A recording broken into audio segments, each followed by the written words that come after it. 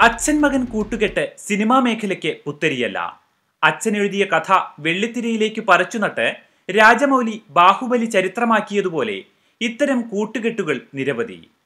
ദേശീയ അവാർഡ് ജേതാവായ സംവിധായകൻ പ്രിയനന്ദനൻ തന്റെ പുതിയ ചിത്രമായ പാതിരാക്കാലത്തിന്റെ ഛായാഗ്രാഹകനായി മകൻ അശ്വഘോഷിനെ തിരഞ്ഞെടുത്തതോടെ മലയാള സിനിമയിൽ പുതിയൊരു അച്ഛൻ മകൻ കൂട്ടുകെട്ട് പിറക്കുകയായിരുന്നു.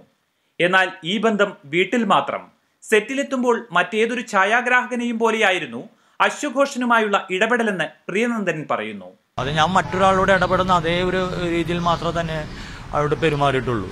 നമുക്ക് ആവശ്യമാകുന്ന ഒരു കാര്യങ്ങൾ നമ്മൾ ചർച്ച ചെയ്യുന്നു. അത് അവർ നല്ലത് പറയുന്നുണ്ടെങ്കിൽ ആ നല്ലത് സ്വീകരിച്ചിട്ടൊക്കെ തന്നെയാണ് ഞാൻ ഇതുവരെ സിനിമ ചെയ്തിട്ടുള്ളത്. അപ്പം അതുകൊണ്ട് അത് ഇപ്പോൾ ഇവിടെ നടന്നു. അല്ലാതെ ഒരു അച്ഛനും മകനും എന്നുള്ളതിലുള്ള യാതൊരു തരത്തിലുള്ള കാര്യങ്ങളൊന്നുമില്ല. നിരവധി സിനിമകളിൽ പ്രവർത്തിച്ച അശ്വഘോഷൻ സ്വതന്ത്ര ക്യാമറാമാനാകുന്ന ആദ്യ ചിത്രം കൂടിയാണിത്. പ്രിയനന്ദനന്റെ ആദ്യ സിനിമയ്ക്ക് ക്യാമറ ചലിപ്പിച്ച പ്രമുഖ ഛായാഗ്രാഹകൻ ജെയിൻ ജോസഫിന്റെ ശിഷ്യൻ കൂടിയാണ് അശ്വഘോഷൻ.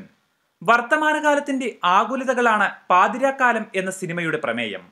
നമ്മിൽ നിന്ന് ദിനംപ്രതി തട്ടിയെടുക്കപ്പെടുന്ന മണ്ണിന്റെയും ജലത്തിന്റെയും സ്വാതന്ത്ര്യത്തിന്റെയും കഥയാണിതെന്ന് പ്രിയനന്ദനൻ പറയുന്നു. ഈ വർത്തമാനകാലത്തെ തന്നെയാണ് നമ്മൾ അങ്ങനെ ഒരു പേരുകൊണ്ട് നമ്മൾ ഉദ്ദേശിക്കുന്നത്. കാരണം അതൊരു വെളിച്ചത്തിലേക്ക് വേണമെങ്കിൽ നമുക്ക് കടക്കാം, അതല്ലെങ്കിൽ തന്നെ നമ്മളുടെ ഇരുണ്ട മനസ്സുകളിലൂടെ അങ്ങനെ നമുക്ക് ജീവിച്ചു പോകാം. കാടിന്റെയും കടലിന്റെയും പശ്ചാത്തലത്തിലാണ് കഥ ചുരുളഴിയുന്നത്.